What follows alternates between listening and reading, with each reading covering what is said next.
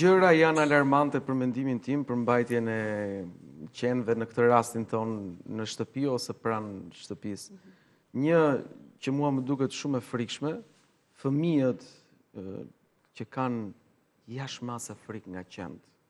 Shfarë se edukon prindi o lale. Ti e ke të lidhur qenin, nuk ka asnjë shans që qeni të ikë dhe t'i sulet vajzës apo djalit që ka një frikë ose të frikshme, domethënë të vrapoj fëmia. Është një frikë që është njëktuar nga të rriturit, sepse ata nuk e kuptojnë. Nuk i ka ndodhur asgjë. Treçerekut të fëmijëve nuk i ka ndodhur asgjë me qenë. E kanë të lindur, e kanë pasë ka edhe të rritur kështu. Po thua kur del me rrokun dhe shef që friksohen fëmijët në lokal apo jashtë. Ka dhe gra, vajza, burra, pleq dhe zonja në moshë që ikin nga qeni. Më thënë të trëmbesh nga roko. Të trëmbesh nga roko. Janë trëmbu nga ajsi. Unë i them trëmbu nga unë, jo nga roko, se të kafshojnë. Për shembull, Niki u trëmb nga roko që pari. Jo, kisha tjetër problem, ta tregu të vërtetën. Thash, fustani. Kisha asë më hapte fustani. Edhe unë thash, Niki do të blej një tjetër, thash, të blej një më të bukur. Kjo mendoj që duhet edukuar dhe përgjithsisht në vendet shumë fetare që nuk e prekin qenin me dorë ose një qik muslimane nga këto që na rrethojnë ne, është pak problem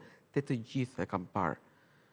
Se është kjo? Nuk do ose ndoshta bëjnë ato faljet, lutjet e tyre dhe janë të lidhur me fen dhe po t'i kenë një kontakt me qenin ose me macen, me qenin në këtë rast, duhet të bëjnë veprime të tjera. Po kjo është e parëndësishme. E rëndësishme është si të kultivojmë në shoqëri. Besimtar musliman që kanë qenë. Po që kanë qenë edhe jo muslimanët më tepër janë të kryer drejt macave. Po janë të ndara dhe stresat mendore njerëzore besimtare në raport me mendore sociale. Disa thonë që ai ka shkruar në Kur'an që macja duhet të jetë është gjëja më e lartë e Zotit në tokë. Disa thonë qeni është andej është këtej.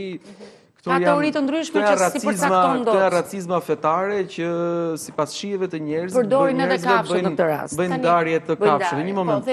Duhet edukuar në shoqëri, në shkollë, mos pasja frikë ndaj qenëve, maceve, se kur ke frikë nga qeni dhe macja, ke frikë edhe nga pula, ke frikë edhe nga gomari. Ke frikë edhe nga plumbat që s'të bëjnë asgjë.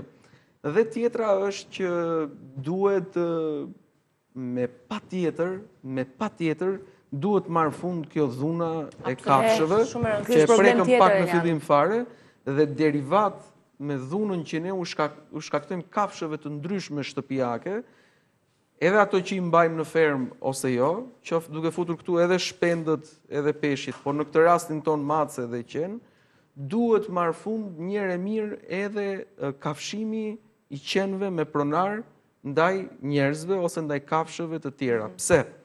Nëse një qenë me pak pronar ose me pronar, një qenë që e ushqen dikush në lagje, që është më pak i mbrojtur. Po, që është më pak i mbrojtur.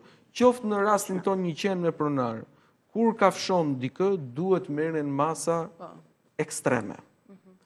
Është shumë e vështirë të merret qeni, të shkojë qeni diku në një strehës, në një ambient tjetër, sepse s'mban njeri përgjithësi. E curia e letrave që duhet bëhen për ta ulur këtë temp ose për ta kushtëzuar këtë gjë është e pakët.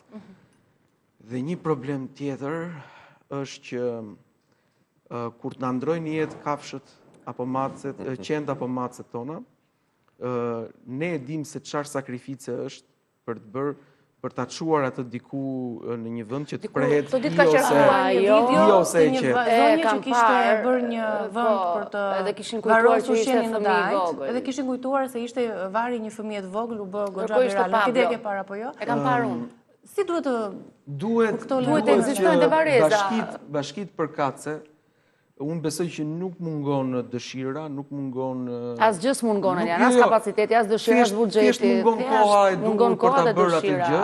Dëshira mungon. Kam dëgjuar njerëz që donin ta çonin qenin dhe macën edhe te varri i familjes. Nuk më duket, personalisht nuk më duket e keqe, që me fotografinë time atje tjetë edhe që në ushim ose macja ime. Madje do ishte kënaqësi e madhe ta kisha bukuroshin tim Bardhi, se Bardhi e kam quajtur në fillim fare.